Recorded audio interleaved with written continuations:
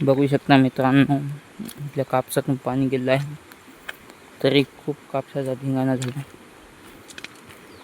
बघू शकता या साईडनं पाणी आलं आहे आणि ते बघू शकता कापूस पण एक नंबर होता. तरी एक पण फवार नाही तरी पण एक नंबर कापूस होता.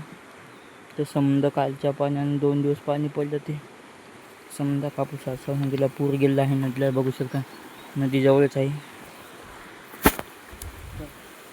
बघू शकता आमच्या झाडं होती, काहीच राहणार झाडामध्ये.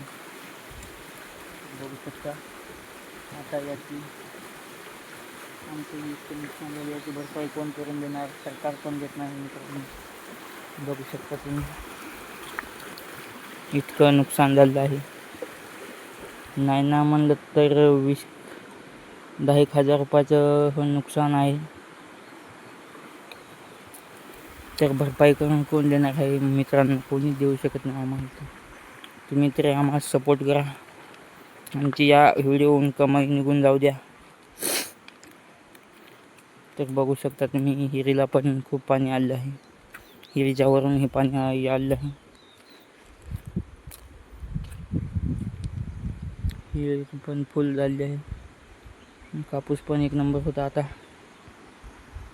खडोळी पण बोंड खायला आता. चला तुम्हाला दाखवतो.